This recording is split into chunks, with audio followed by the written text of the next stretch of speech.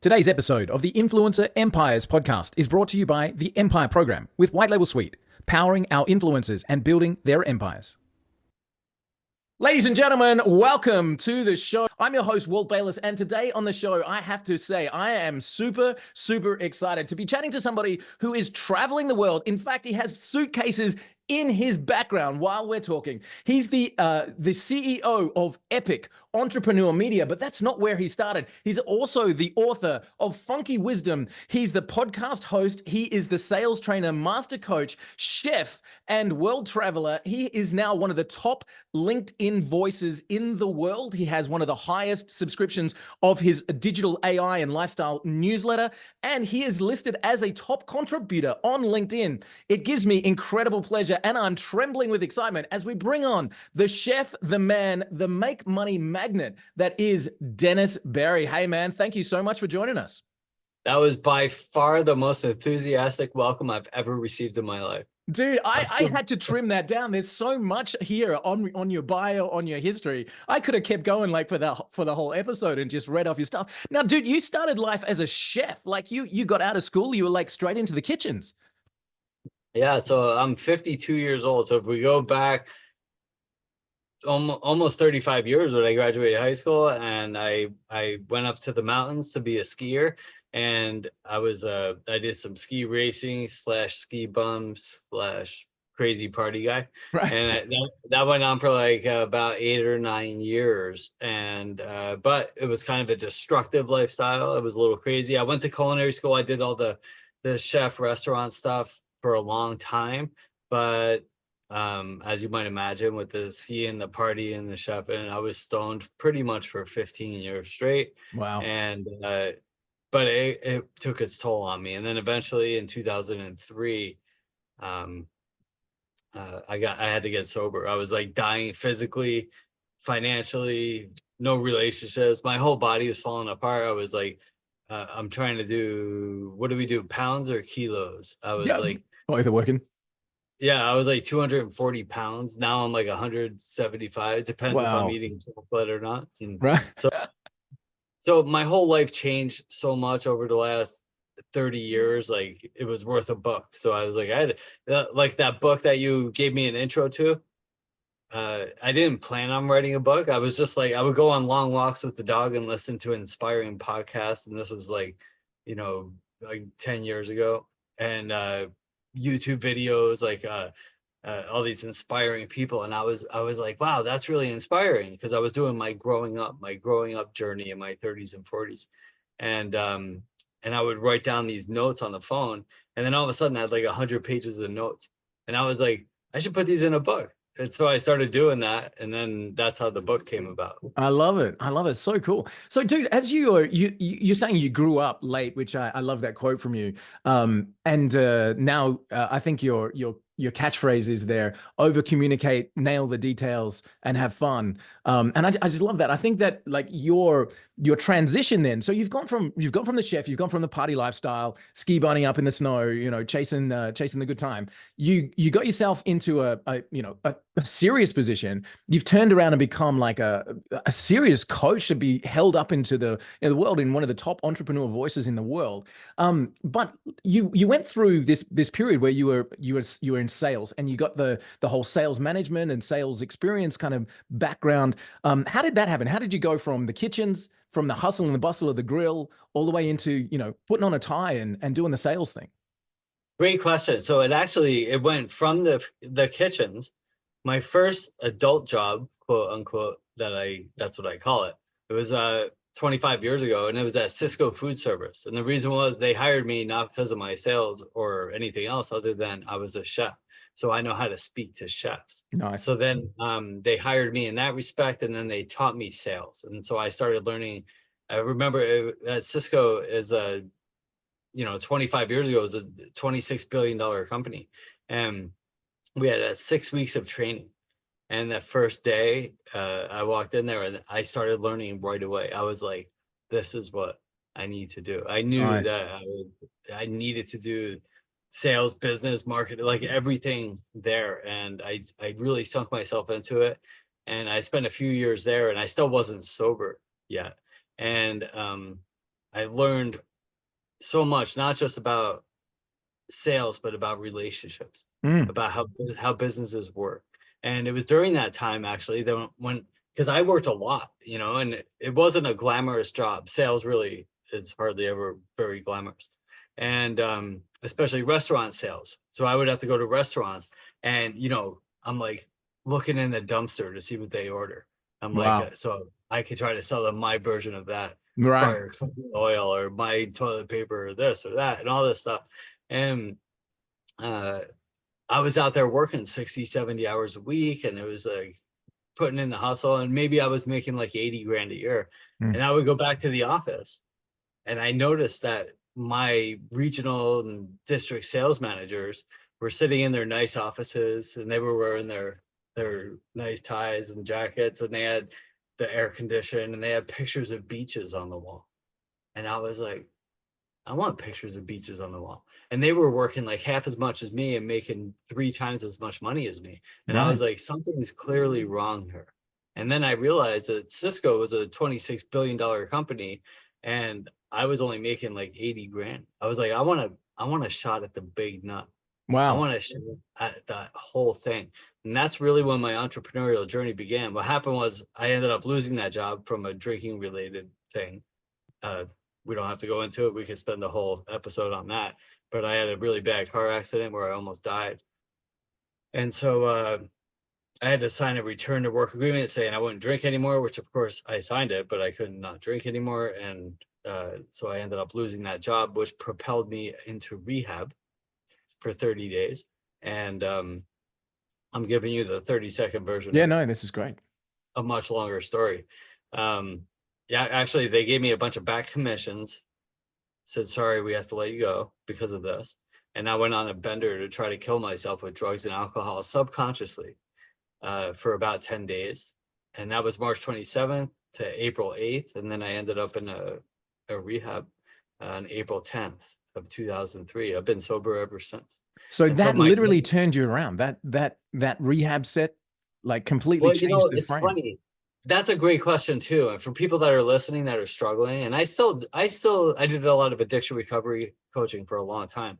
Codependency, worked with a lot of teens. I did a lot of that stuff over the last 20 years as well. And people always say that, you know, oh, it was that rehab that fixed it. But, you know, we always have to remember when you see somebody who's sober, it wasn't their first attempt, likely not Yeah. their first attempt. Yep. You know, 90 whatever percent, it was like 100 attempts before they got to Yep. that one that Yep. you see. Just like the 1% in business. You know, when It's we never the start a first swing. business, yeah, I mean, being an entrepreneur is just about the hardest thing in the world, outside of maybe a relationship and parenting. It's Mm. the hardest thing in the world to do is to build a stable, profitable business. And we start here at 1 and we have to go to 10. And right around 2, it gets hard. Mm-hmm. Some people make it to 4 or 5, but most people quit by then. Very few make it to 9 or 10. And those are the 1%. Those are the ones we hear about, we see on the news, with the ones that sell their $1 billion app on Instagram. Those are the ones that stick it out. You know, it's not always necessarily that they're smarter or better than we are. They just didn't quit. You know, and it's the same thing with getting sober, same thing with your relationships. Like when we see those long-term relationships of 50 years, you're like, how did they do it? They didn't quit. Back then, there wasn't divorce. They didn't quit. They just stuck it out and you find a way through. And so life is a lot of that. You know, you got to have grit to do Do you think whatever. do you think that's a choice that people make day by day? Like thinking about the entrepreneur who's got a, you know, maybe it's their first swing, you know, and you step out, you get lucky, you build an audience and build a brand and make $1 million. It's a rare story, but it happens often enough to inspire everybody else to have a shot. But do you think that that's a choice that the entrepreneur, the relationship, the professional sports athlete, like anybody who's achieving at those high levels, do you feel like that's a choice they consciously make on a regular basis? That they're going to be successful? That they're not going to quit, that this is it?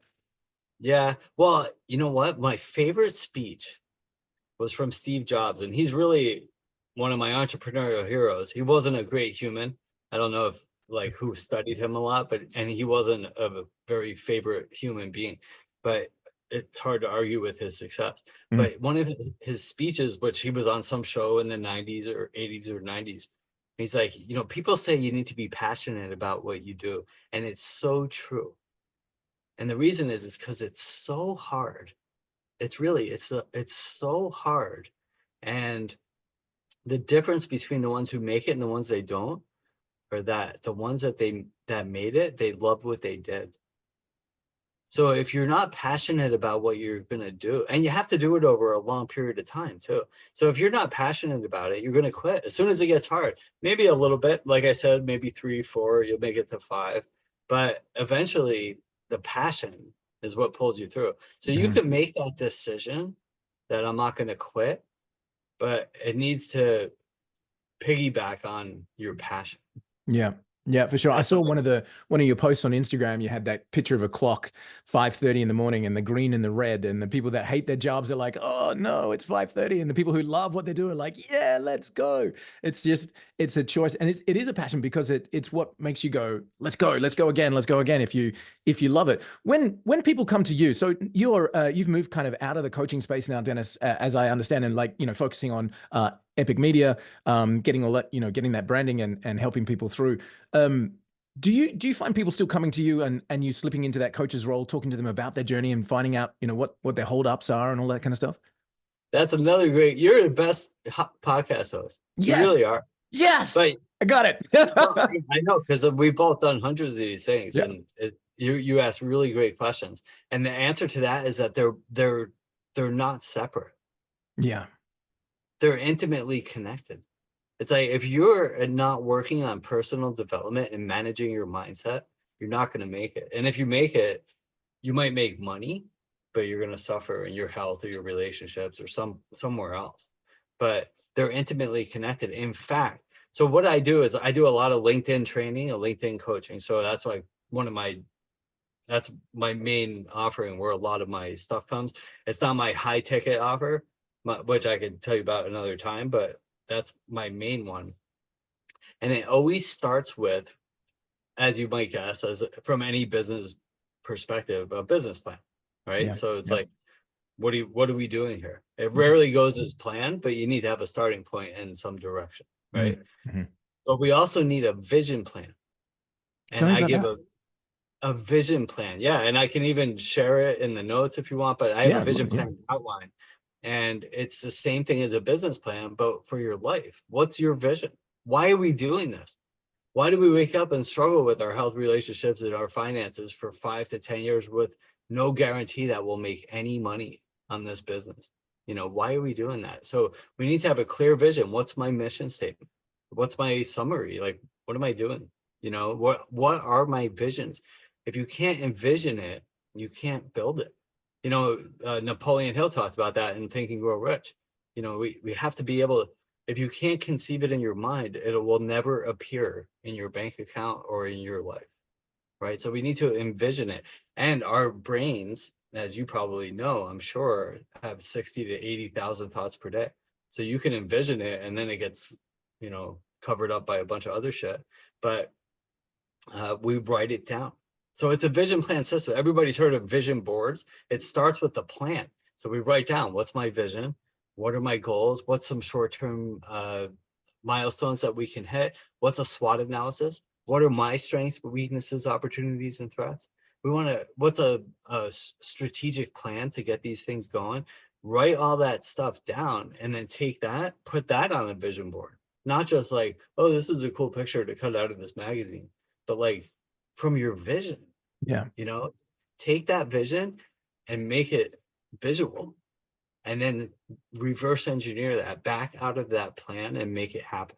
That's real good coaching right there. And that's how you create success. I was going to say, like, that last 3 minutes, people, like, you can just cut that out, set it on replay, and set yourself up for a great life. And speaking of which, so you just came back from 3 months in Europe, right? So you're what we would consider to be a well-traveled entrepreneur. How do you manage a business and still enjoy life in the way that you do? Yeah, there's a lot of balance. You know, I have to share this term that I heard. Well, it's been a couple of months now, but everybody talks about work-life balance. But I love, do you know Sad Guru? Yeah, yeah. Yeah. He said, he's like that, there is no work-life balance. It's all just life. The Mm-hmm. balance has to come within you. When Mm. you're balanced on the inside, everything is just balanced on the outside. So I like that. But what I heard recently, because it's also 2024, we have so much going on and we have so many gadgets, so much technology, AI, everybody saying you need to do this in order to be happy, like all these things. And the better term is work-life rhythm. What Mm. my balance is might not work Nice. for you. We need to find a rhythm that works for us, with Yeah. us, our lifestyle, our family, our health, our finances.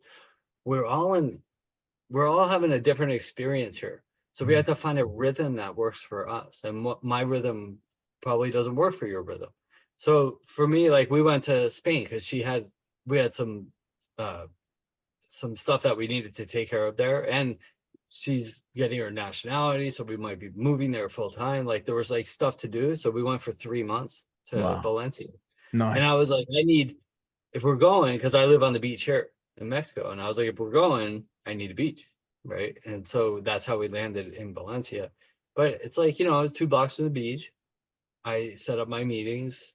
I wake up, I always have me time. Right when I wake up, there's exercise, there's water, there's uh, getting focused and centered. For me, that involves my toes in the sand or outside somewhere. And then everything else comes after that. And then, it's we're entrepreneurs. We're not business owners, we're firefighters. Right. Always. Every day is different, and it's like the idea is, another thing I like talking about is to be prepared. Our things rarely go as planned, but preparation is what has real value. If we're constantly prepared, if we're moving from center, which, we always do the best we can on that, then we have a better shot at making things work. So as you're like, what's the day in the life of now? You've got incredible clients. I mean, I'm looking at Epic Media. So it's again, guys, we'll have the link in the notes there, but it's Epic Entrepreneur Media. I'm looking at some of the brands that you've got on the page there. These are some of the biggest companies in the world that you've had the chance to work with, and I have no doubt that your voice on LinkedIn has funneled so many amazing people into your world as a result. Now we like. It's amazing to me to hear your day starts with exercise, starts with getting outside, starts with getting centered. So tell me about a day in the life of Dennis Berry. Like, how does that day play out for you typically? Well, I have, like, we have to balance what we were just talking about with the balance, the rhythm. So there's work, there's LinkedIn, which is where I spend that. I mean, like, that's where like most of my business comes from. Yeah. So I build those relationships there. Of course, we all have presence on all these other social media websites. We have some automated stuff. We have or evil automated stuff. I have assistants doing stuff and stuff, but nobody touches my LinkedIn. That's my stuff. So, Mm. but I need time on LinkedIn. I have sales meetings. I have client meetings. I have work and writing that I need to do. So, it's finding that rhythm. Yeah. It's different every day, but for the most part, it's pretty straightforward. I mean, I could show you my calendar. It's like I usually have 3 or 4 or 2 or 3, sometimes 4 sales meetings a day on a heavy day, and two 20 to 30 minutes, on that. I usually write for between 1 and 2 hours, and I, depending on like, what kind of work we need done. And then I have client meetings, at least one a day, sometimes 2 per day. We kind of stagger those out quite a bit. And then, like, before we got on a call here, I was meeting with my team because we were working on some stuff that always pops up every day. Yeah. So, I mean, it's just entrepreneur, It sounds pretty busy. Like there's very a busy. a fair pace that you've set there, which is cool. What are the non-negotiables for you? So I've said to my team before that my non-negotiables are weird. Like my non-negotiables are if my kids have an event at school, I'm going. I don't care what else is on. I will cancel the biggest meeting of my life if my kids have got a certificate being presented. That's my non-negotiable. Like, what are some of the non-negotiables for you, Dennis? Health, Nice. number one. Health and relationships. Yeah, Hmm. everybody always talks about all these things, but there's every list, every listicle, or whatever you want to call it, of priorities. Every list of priorities, always the first two are both number one, and it's health and relationships. And Nice. I let both of those go years ago, and I'll never do that again. Mm. They come before money, comes before anything else, is your health and relationships. And it's different for everybody, but for me, it's like I made health a big priority. Some of it is I'm a little crazy, and I used to use, so I have a lot of energy, especially now because before the show I made coffee. So I have a lot of energy, and I used to use drugs and alcohol to discipline my energy. And now I use diet and exercise and hydration and love and meditation and helping and nature to So these discipline these my. these soften your punches forward. Like if you're looking at an energy spike graph of Dennis Barrow, you're seeing boom, boom, spiking up, up. And the things that you mentioned there, meditation, love, family, connection, nature, these are kind of like softening the edges of those spikes, right? So it's like you mentioned you're using diet, exercise, love, nature to moderate your high energy. I love the fact that the things you mentioned there are almost like putting cushions on top of those spikes. It's like softening that drive forward. Yeah, well said. That's really nice. I love that too. Um, and then the other thing that's really important is that I don't do it if I don't want to. Yeah, You that's know it. that it's a kind of a popular topic people talk about now, but saying no. Yeah. Uh, it took me a long time to get into that, and it's still hard sometimes. You know, I think like it's similar. It's called having healthy boundaries, and I think it gets easier as you get older. You know, I'm 52 now, and so you know, we all want, when we're younger, I think we want, especially now with Instagram and everything, we want to be liked. We all want to be somebody. So we do things we don't necessarily want to do or line up with our value system or whatever it is. But eventually we kind of, we're like, I don't want to do that, or I'm not going to do that. And I think having those healthy boundaries, sticking to what you do or don't want to do, and being passionate about what you do. Like, I love what I do. It's really, all these memes that we used to hear, bumper stickers. It's like, when you love what you do, you don't work a day in your life. I mean, I get that now. It took a long time to really feel that, not just say it, but to really feel that. It's like when you land a deal, and even if you don't, it's like, I got to meet this person and I still love what I do. And Nice. you know, I don't have money problems. I don't have health problems right now. Luckily, you know, I don't have any like real big problems. And I think a lot of it is because I love what I do and I don't do things I don't want to do. I love Like it. if you're really unhappy, you have to look at why are you unhappy?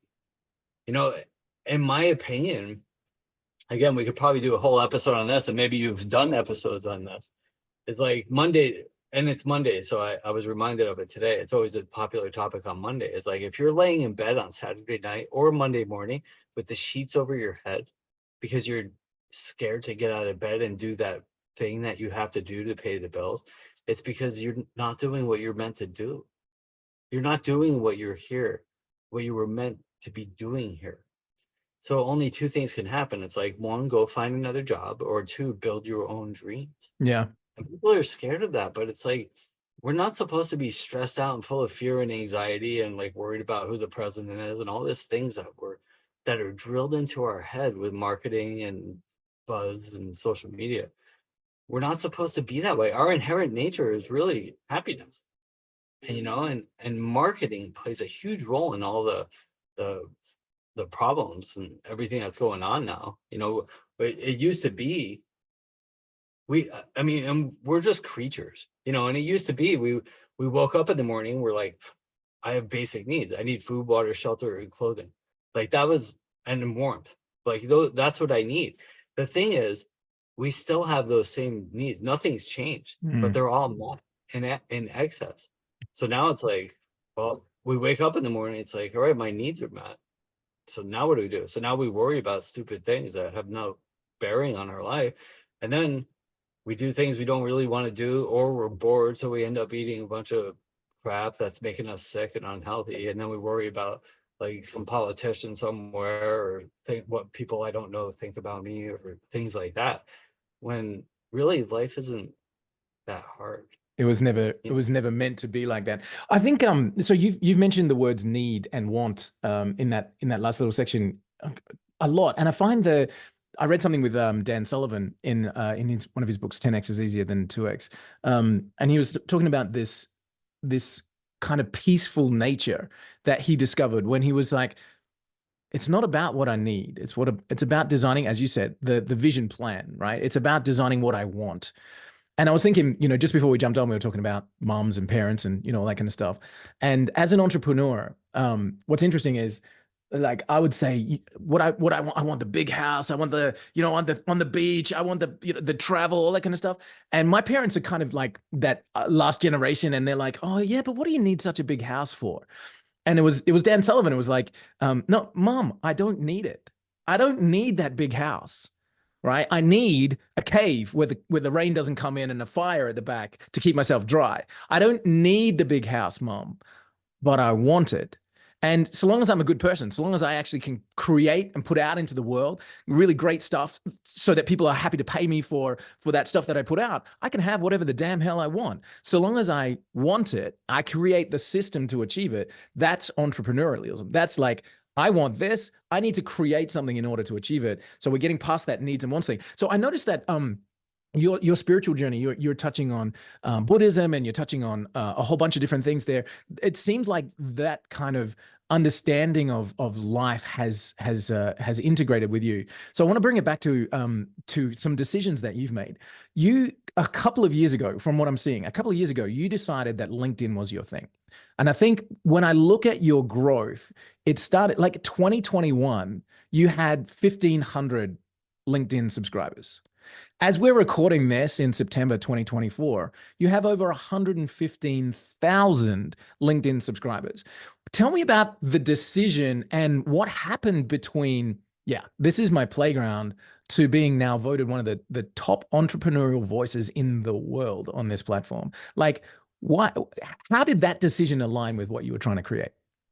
Well, I just saw it as the medium to get what you were talking about, all those things. It's like, I don't need these things, but I want these things. I want freedom. Really is what we want, is freedom. Money Always. doesn't buy happiness, but it buys freedom, and that's really what I want. And, along with the freedom, it's like, I like going to the beach, and I like staying in nicer places, and I like eating good food. Like, the money contributes to that. So I saw LinkedIn as a means of getting that done.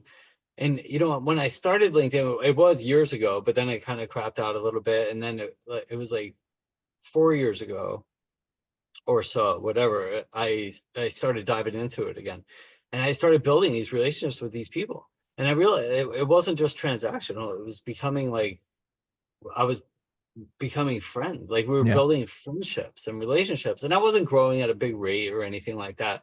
I would just hop on there, and then it became like, you know because we could talk about social media all day too, but those little red dots that you see, is like, you have a message, or whatever it is. It's like, that's dopamine. They know this. It's false dopamine hits that we get, and our brains go, somebody loves me. So we're like rats in an experiment all day long. We're like checking back in for more red dots, more dopamine hits. And they know that. And that's why social media, there's 5 billion people using social media every day. So, but it was working that way for me. Yeah. I was Yeah. like, I was trying to figure some stuff out. I was in transition. I was splitting up my, I called marriage. We were engaged for 8.5 years, So I was kind of in a little crossroads back then too. So I was finding, like, I was building relationships there, and they were fulfilling. And it Nice. wasn't just business, but it was like filling me up in other ways too. And then all of a sudden I realized I was learning more things too. If you spend time on LinkedIn, because LinkedIn, I mean, Instagram, I have 130,000 followers, which is like having 1 million on Instagram or on any Yeah. other platform. These are more meaningful connections. They're professionally minded people with similar interests that we have. And like, that's what we're really looking for in life. We all crave these relationships. So I started realizing I could find them there. And so I started spending more time there. And if you spend time on LinkedIn, you'll become very intelligent in a lot of different areas just by osmosis, by spending time there. It's like, look, my background was a chef and then a lot of addiction recovery stuff. And then I also had a multi-million-dollar coin business. And so that I knew business, I knew some addiction recovery, but then you hang out on LinkedIn and all of a sudden you're a leadership expert. All of a sudden you know about career development. And now nowadays we're learning about AI every day, that you log on and you're like, oh, I didn't know AI did that. Wow, I can make a movie with ChatGPT. Like, so I started seeing it as a means to buy my freedom. How we talked about, right? It's like money gives you, it provides freedom. So I was like, wow. And then I started learning more about setting up your sales funnels and seamless workflows, which is kind of what I do now, is because every successful business in the world is set up as a sales funnel, successful business, right? So there's like people that come in the top of your funnel from somewhere. For me, it's LinkedIn, because there's a billion people there. It's a great top of funnel. You know, it used to be years ago, decades ago, you opened a storefront and maybe you had 50,000 people in that area, not more, because if you had more, then there's competition. So maybe you only ever had between 10 and 50,000 potential clients. Now you have billions. So I started seeing that, get them in the top of the funnel. Now there's like ways to continue to connect with them, newsletters, low ticket items, lead magnets, all these things. And I was like, I love this. Wow. And so I started setting all those processes up and shooting them to different areas, and then turned into my very successful business that's allowing me to travel around the world. I lived in Tahiti for 6 months a few years ago. That'll do it. Down closer to you. Right. Okay. Yeah, in Fiji. Yeah. So like, how incredible to be able to have 1 billion people walk across your shop front. So now, as you mentioned, you love the building blocks now, where you go top of funnel, you know, nurture sequences, automated systems, all that kind of stuff. One of the big things for your brand, for your current position in the world, is the newsletter that you're running. So your broadcasting is it weekly out to hundreds of thousands of people. You're chatting 100,000. Is it 100,000? And yeah, weekly. I think it's 113,000. If I'm not traveling, then yeah, it's weekly. But weekly. So you mentioned that you write for an hour to 2 hours a day. Is that linked to your blog, or is that the newsletter content that you're putting out there? Like, yeah, some of it is newsletter, some of it is emails, some of it is content for LinkedIn or Twitter or something like that. It's setting up the process. Is a lot of writing, which is amazing. I mean, yeah, right. Are you a writer too? Do you write a lot? I'm not. I'm a video guy. So I'll sit down with a video and just like blurt everything that I'm thinking and drop it into a recording system. But writing for me, awesome. Yeah, no, it's just my outlet. But yeah. Well, writing, I found, is it's really everything. I mean, to go back to our 80,000 thoughts per day, which is almost 1 per second. You know, this goes back to a lot of the addiction and life mastery training that I used to do. But it's like, if we had 80,000 constructive, awesome, productive thoughts every day, how awesome would that be? That would be amazing. But I would argue that, you know, 99 or whatever % are useless or even harmful. So what writing does, it really helps us to categorize our thinking.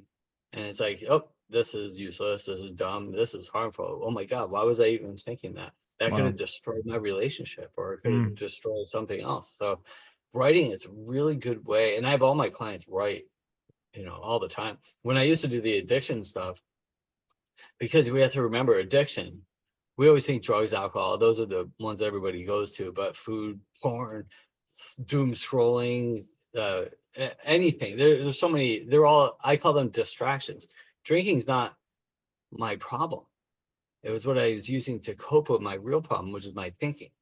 Writing helps to ease a lot of that burden of thinking so much. Right. So I can really categorize my thoughts. One of the things I used to do is I would have my clients write down for me every night before you go to bed, and it could be after dinner or right before you close your eyes, the 4 and 4s. This is a really useful tool that everybody should use. Write this down yourself. But it's like every night before you go to bed, write down 4 things that went well today that you're proud of, 4 things that you did well, and then 4 areas where you fell short, where you can improve. And it's such a powerful exercise for a couple of reasons. 1, it's slowing your brain down enough, right? 2, there's gratitude with the 4 things I did well.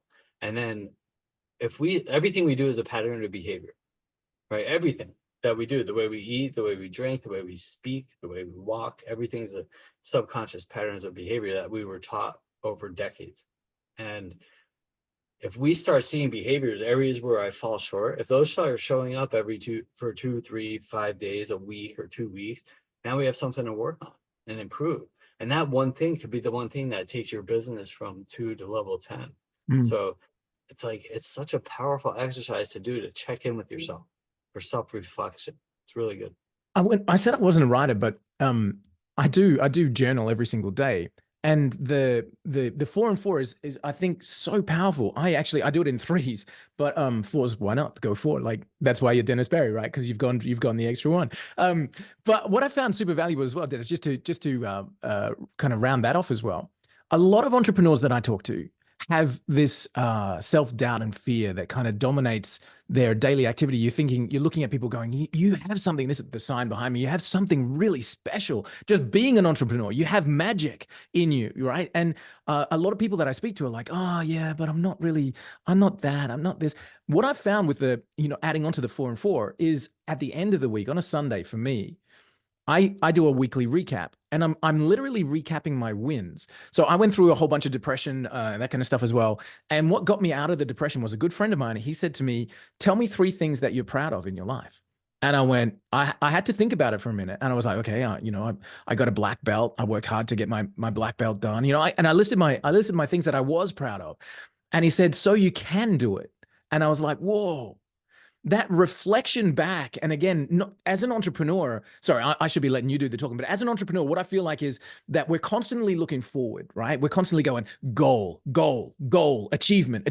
And that means that we're never there. We're never actually feeling like we're fulfilled. So this exercise for me of looking back and going, look what you did look at your wins, dude. Look at this week. How many things have you ticked off? And every week, what I find for me personally is that gives me the confidence to go, you know what, man, I might not be at my destination. I might not be at my mountaintop right now, but look how far I've come, man. Like, and that's the padding that you can keep with you as you're going into the next battle. Big time. I mean, like, that was such a beautiful summary. In sobriety, that we talk a lot about our shortcomings and our character defects. And that I used to go to AA a lot, and I stopped because I think it's kind of a dead end. And I don't want to put it down, because I went for years and it saved my life in the beginning for sure. But I think at some point it's like, it's time to move on, because you can get addicted to AA just as much. But one of the list of reasons I left was, it's like when you go to these meetings, that people sit there and talk about their shortcomings. Yeah, I'm bad because they're defects of character. And it's like, I'm not just a big walking bag of character defects. There's a lot of good stuff there too, and we really need to focus. Yeah, I mean, if you have debilitating character defects, or even any you think that are like holding you back, like, let's talk about it. Let's get it out of your head and let's deal with it. Yeah, and then let's move beyond. But then move beyond it. Yeah, let's not live in it for another 20 years. That's what got us here, right? And so I don't like the staying stuck too long on one thing. And that's where accountability really comes in. That's the one thing they had really good, was they had that sponsorship is really good, because it's like, if we don't know something, ask for help. I'm huge on that. I say it in a lot of my posts all the time, and my newsletters, my content. I always talk about it. It's like, if you don't know how to do something, ask for help so you get there. Like, I don't know how old you are. I'm 52. We didn't always have Google Maps, right? We had to stop and ask for directions. And there was a stereotype for men would never stop and ask directions because we didn't want to look stupid. I always stopped and asked for directions. I would rather look like an idiot for 1 minute and get there in 10 minutes than drive around like an idiot for 2 hours. With my head in the sand. Yeah, just tell me how to get there. So it's the same thing. It's like as I get older, it's like if I don't know something, we need to drop the ego and ask for help. So it's like I was taught have an expert in every area of your life. So I'm not a lawyer. If I need to go to court, I need a lawyer. If I get sick, I need a doctor. I hate doing my taxes, so I need an accountant or I'm going to get in trouble Yeah. every year. Right. Yeah. So, and maybe I'm not a spiritual giant. Maybe I need help with this business piece. Maybe I know business really well, but I don't know this piece. Like ask for help. There's a Mm. million of every type of coach out there nowadays. And they're Find free. some Like a lot of that information, like having a paid YouTube. coach. There's like YouTube, bro, to see, I watch my kids do things on YouTube and like, how did you do? Oh, I watched a YouTube video. How incredible is it to have that information on demand? It's incredible. So think about that, like guys, like, so for the business owners, for the entrepreneurs, for the people who are listening, listen to that message from Dennis there, right? So rather ask for help, look dumb for 30 seconds and get there quickly and look at all of the different areas of business. And you mentioned you have an accountant for your taxes, you have a lawyer for your legal issues, but let's look at all of the other different areas of business. There are things like team management. There are things like goal setting. There are things like sales, marketing. There are things like product, brand, all of that kind of stuff. You can get help with that. So you can either just put your head in the sand and go, I'll figure it out. I'll bust it. I'm a smart guy. I'm sure I'll make it. Or you can go, hang on a second, pause, research, YouTube. Oh, look at that. I'm 10 years ahead, like straight away. So, Or invest in, and I say invest in some sort of coaching, and I'm accountability, saying that, coaching, yeah, I'm a coach. So I mean, I want people to sign up for my services, of course, yeah, that's how I make my money. But uh, it's not a cost. It's an investment. It really is. And yes, that's not a sales pitch. It really is. It's like if you pay me $3,000 or $5,000 to tell you something that's going to make you $100,000. I mean, wow, that's you a have to no-brainer. finance your dreams. Like that's what you have to think about. You have to finance your dreams. It comes at a cost. And if you don't want to spend that $3,000 or $5,000 and get there in the next 3 to 6 months, you could try to figure it out yourself, and it could take 5 years. And then at the end of the 5 years, you're going to ask for help anyway because you're tired of banging your head against the wall for 5 years. You could have got So there I tell 5 years people, ago.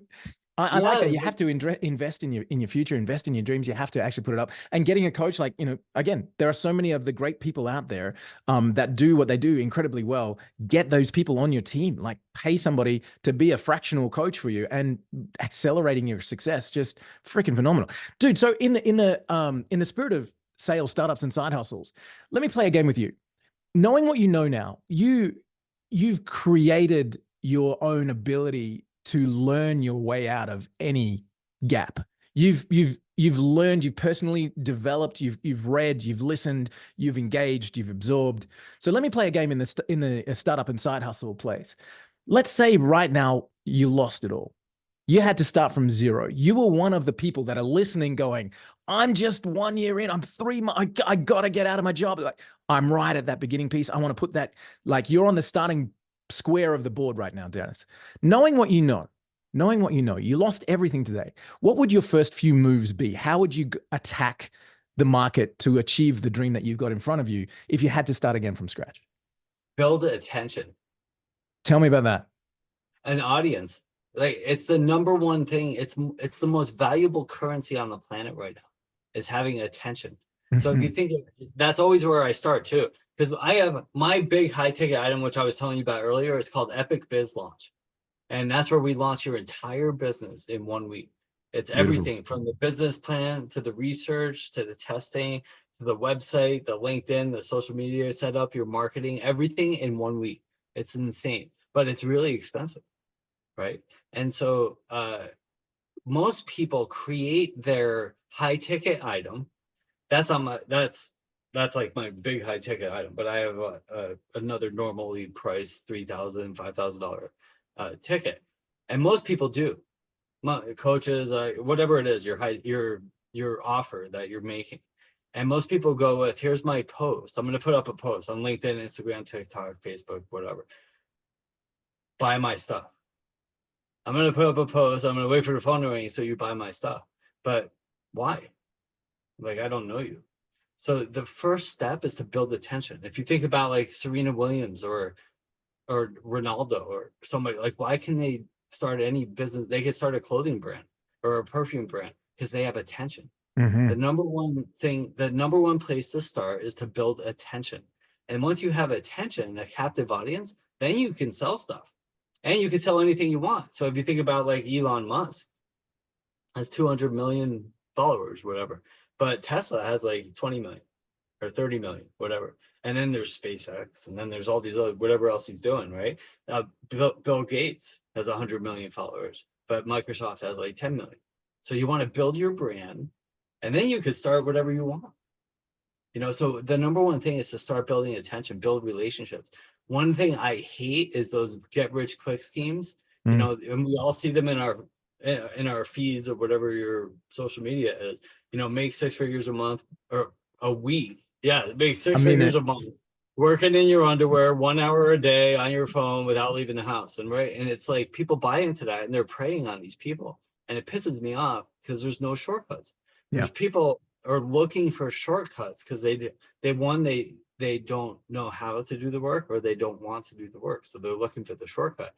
The shortcut is building relationships. It's building a foundation. That's the shortcut. And it takes a little bit of time, you know? So like every once in a while, like you hear about Mr. Beast or some other little 16-year-old kid that sells an app and gets lucky or something like that. The rest of us, it takes a good 2 to 5 years to build a stable, profitable business. So I agree. And I think, like, you know, for the people hearing that and going, I don't have 2 to 5 years. Yeah, you do. You do have 2 to 5 years, because the time's going to pass anyway. So you need to start.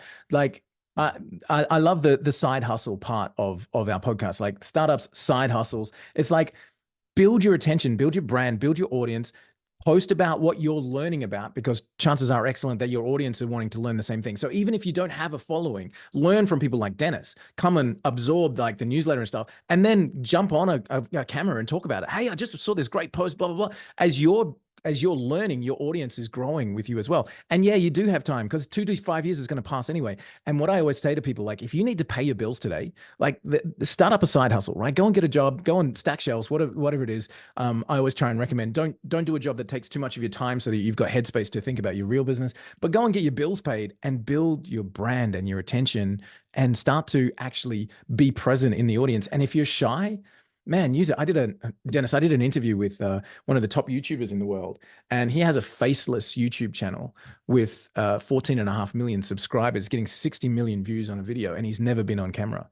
It's like, really, dude, you don't have to be on camera to build an audience. And now there's AI Hey Jen, and you know, all of these amazing AI tools. You can be anybody online. You can be the hidden figure behind the scenes of building a multi-million-dollar brand. He could just anything, and it doesn't even have to be anything crazy. So in my, like, I raised a boy with autism, and for 9 years I spent with her. Like, I raised this boy. He had real autism, not like a little on the spectrum, like real autism.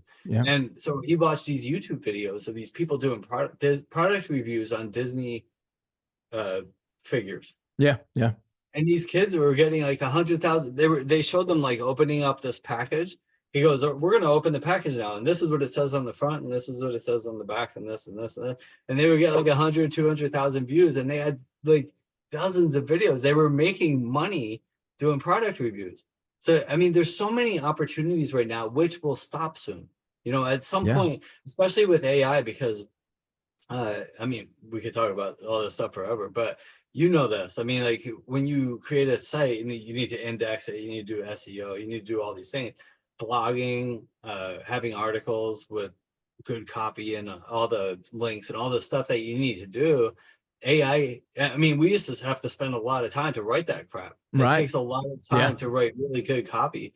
And AI is pumping out 100 articles in like 5 minutes that are good quality content.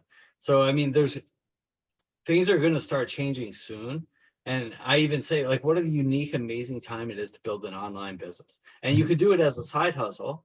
Like I said, what we said earlier, you have to finance your dreams. If you have to have a job right now to pay for your dreams, you know, that's what it is. It's a means to an end. Nobody stays at the same job for 30 years and retires anymore. You're not going to do that either. It's like that's not how it works anymore. It's a different world now. But so finance your dreams, however you need to do that. But you can do that, you know, with a side hustle. You know, do Absolutely. this side hustle and make a few bucks on that. Watch your spending. Learn how to invest intelligently. I mean, there's so many opportunities, but eventually some of the opportunity is going to start to go away, because it used to be that there were, 2 billion people online. Now there's 5 billion people online. And it used to be there wasn't so much regulation. It's starting to creep up a little more. You don't need any certifications or licensing to be a coach, but you're gonna at some point. The government's gonna want their greedy little paws and fees and certifications and licensing and all that stuff. In the next 10 years, that's gonna be a real thing.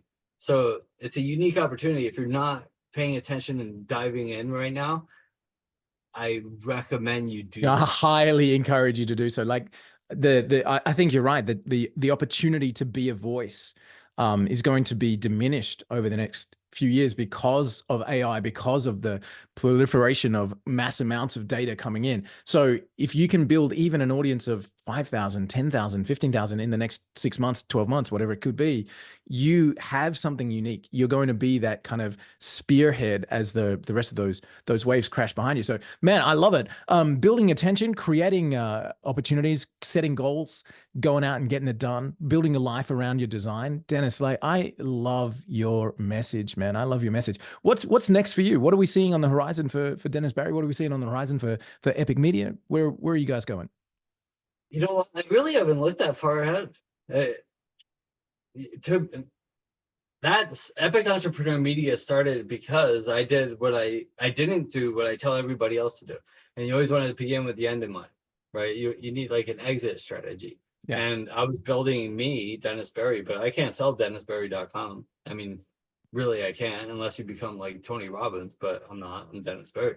So I can't have Epic Entrepreneur Media. I'm the Epic Entrepreneur. I'm the old ski racer, beach bum guy who's built this life. And so it's just my vibes. So I built that, and I'm really just focused on that. I love doing what I'm doing right now. I don't know. I can't answer that. Right now I'm in the moment, I guess, is the way to answer that. Nice. You're having fun doing what you're doing, and I am. expanding other companies or people that are working with you. Like, why should somebody come to Epic Entrepreneur Media? Like, what kind of business is going to come to you, and you're going to be able to take them, to their next level? My target is early stage entrepreneurs and solopreneurs. I don't like dealing so much with the CEOs and enterprise level companies. It's just not my thing. It never was. But I like helping people. First of all, I like helping people because Full stop. because we're all supposed to do that. That's like human. And I like helping people figure it out, because it took me a long time to figure out how to do what I'm doing. And the truth is like, whenever you start a business, you want to have that help. And even with the help, it's still going to take you time to figure it out. I don't care who you are. It's still going to it still takes time to figure your business out. What your niche, your offering, your fee structures, your like exact demographic, like everything that you need to learn in order to make it flow. It takes time. And so it took me a lot of time, a lot of resources, a lot of wasted both of those things. And so what I love to do is help people not have to waste so much time and money to get that job done. And so that's my focus. It's like, I want people to come to me because I'm going to teach them, one, how to build attention. I don't lead with my let me build your whole business thing, because most people can't afford it. What I lead with is, let's start building attention. Let me teach you how to write content that attracts your ideal people and creates a buzz, and then start building your attention and building relationships. Then we do some outreach. From there, we create your funnel. We create that seamless workflow. You need to have a seamless, simple workflow, and simple is hard. It's hard to set simple up. And so I like to help people set simple up. And so that means like setting up a workflow means it's the point of contact to the point of purchase. So if you're writing a post, that's the first point of contact. And then most people go from read my post to buy my stuff. And there's a whole bunch of stuff, and that's called a workflow in the middle. And that workflow needs to be seamless. If there's any hiccups, then they're gone. And they're never going to come back. They're going to go find somebody with a seamless workflow. So I like to help people set up that workflow. Nice. And it's not too hard, but it does take you an understanding of business, that's my offering, right? And to have somebody with you along the way. And then what I have is Epic Entrepreneurs. So Epic Entrepreneur Media is the media website, but then I have groups, and one of them is Epic Entrepreneurs. And it's groups. There's about 50 or 60 influencers and entrepreneurs. And we all support each other, and we have meetings every Wednesday, and sometimes there's 5 people, sometimes there's 25 people, and we support each other. So you're not doing it alone. I love that. And so that's the most important piece, is like, don't try to do everything by yourself, because you can't. Yeah. You can't. One person doesn't make a marketplace, Jim Rohn. So you need the marketplace to survive. You need, and don't do it yourself. Like, to be a member of something like that, Epic Entrepreneurs, to be even tapped in on as a subscriber, to hear the commentary. Like, you're not by yourself. There are millions of people out there entrepreneuring their way to an ideal dream lifestyle, and you get to be connected and part of that as well. Dennis, I love who you are in the marketplace. I love who you are on the planet. This has been a really, truly enjoyable time for me, man. I'm looking forward to keeping in touch. So guys, I'm going to make sure that all of Dennis's links are right below the show. Reach out, say hi, let him know that you heard the episode, and some of the things that he's commented to you. I hope that you get to go back and re-listen to this, find your true place, point, and meaning on this planet, drive and deliver exactly the value that you have inside of you out to the marketplace, and be rewarded for it. And Dennis, again, man, thank you so much for the chance to come and hang out. Yeah, thank you, man. I would like to do it again sometime, because I think we can keep going. I think so too. Yeah, let's do a follow-up. I think this would be a great thing to move forward with people. I love it, man. Thank you, bud. Take care. We'll speak soon. All right, adios. Cheers, man.